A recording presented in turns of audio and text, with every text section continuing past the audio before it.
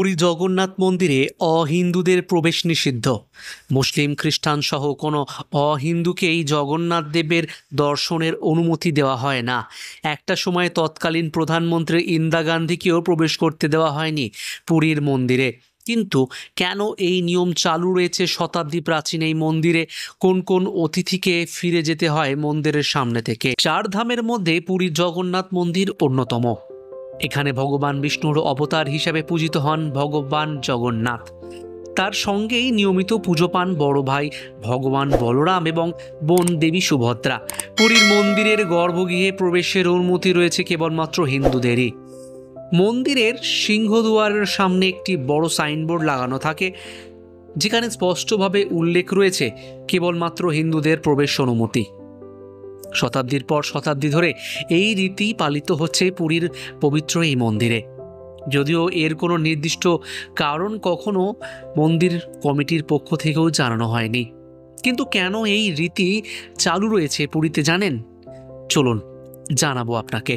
কিন্তু যারা প্রথমবার আমাদের এই ভিডিওটি দেখছেন, অবশ্যই ভিডিওটি লাইক করতে কিন্তু ভুলবেন না। কিছু ইতিহাসবিদদের মতে একাধিকবার মুসলিমদের পক্ষ থেকে এই মন্দিরে হামলা চালানো হয় অতীতে। হয়তো সেই কারণেই সেবায়তরা মুসলিমদের এই জগন্নাথ ধামে প্রবেশ করার ক্ষেত্রে নিষেধাজ্ঞা জারি করেছিলেন। আবার অনেকের মতে অহিন্দুদের প্রবেশাধিকার নিষেধ থাকবে এমন সিদ্ধান্ত নেওয়া হয়েছিল মন্দির তৈরির সময় থেকেই। রথযাত্রার সময় বিশ্বের অধিপতি ভগবান জগন্নাথ দেবকে বড় দণ্ডতে নিয়ে আসা হয় এবং ভগবান বলরাম এবং দেবী সুভদ্রার সঙ্গেই আনা হয়। সেই সময় একমাত্র তিনি ভগবানের দর্শন করার সুযোগ দেওয়া হয় অহিন্দুদের। রথযাত্রার দিন মাসির বাড়ি গুন্ডিচা মন্দিরে নিয়ে যাওয়া হয় তিন ভগবানকেই।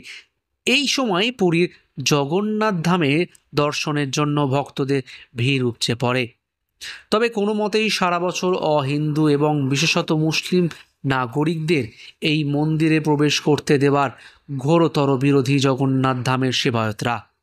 জগন্নাথ দেবকে ভক্তরা পতিত পাবন বলেও অভিহিত করেন, অর্থাৎ তিনি দুঃখী মানুষের ত্রাতা। সেবায়তদের বিশ্বাস, জগন্নাথ দেবও অহিন্দুদের মন্দিরে প্রবেশের অনুমতির ক্ষেত্রেও কোনো দিন কোনো অলৌকিক ইঙ্গিত দেননি।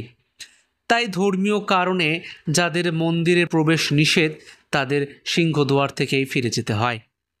উল্লেখ্য যে 1984 সালে এই নিয়ে প্রবল হইচই পড়ে গিয়েছিল পুরীতে। সে বছর পুরীর মন্দিরে তৎকালীন প্রধানমন্ত্রী ইন্দিরা গান্ধীকে প্রবেশ করতে দেওয়া হয়নি। তিনি একজন অহিন্দুকে বিয়ে করেছিলেন বলে সেবায়তরা এই সিদ্ধান্ত নিয়েছিলেন বলে জানা যায়। মন্দিরের নিকটস্থ রঘুনন্দন লাইব্রেরি থেকেই জগন্নাথের কাছে প্রার্থনা জানিয়ে ফিরে যান। আবার 2005 সালে নভেম্বর মাসে থাইল্যান্ডের রাজকুমারী প্রথম উড়িষ্যা সফরে পৌঁছান। তিনি বাইরে থেকেই মন্দিরে দর্শন করেন এবং বিদেশি বলে তাকে প্রবেশাধিকারের অনুমতি দেওয়া হয়নি। 2006 সালে সুইস নাগরিক এলিজাবেথ জিগলারকেও মন্দিরে ঢুকতে দেওয়া হয়নি, কারণ তিনি খ্রিস্ট ধর্মের মানুষ। তা সত্ত্বেও এলিজাবেথ পুরীর মন্দিরে 1,78,00,000 টাকা মুক্ত হস্তে দান করেছিলেন। 2011 সালে মুখ্যমন্ত্রী নবীন পট্টনায়কের উপদেষ্টা পেয়ারে মোহন মহাপাত্র একটি প্রস্তাব দিয়েছিলেন। তিনি বলেন, উড়িষ্যার পর্যটন সম্ভাবনাকে আরও বাড়ানোর জন্য মন্দিরের অহিন্দুদের প্রবেশ করার বিষয়টি অনুমতি দেওয়া যেতে পারে। তার এই প্রস্তাব ঘিরে রাজ্য জুড়ে বিতর্কের সৃষ্টি হয়। শেষ পর্যন্ত পেয়ারে মোহন মহাপাত্রকে তার বক্তব্য প্রত্যাহার অবধি করতে হয়েছিল।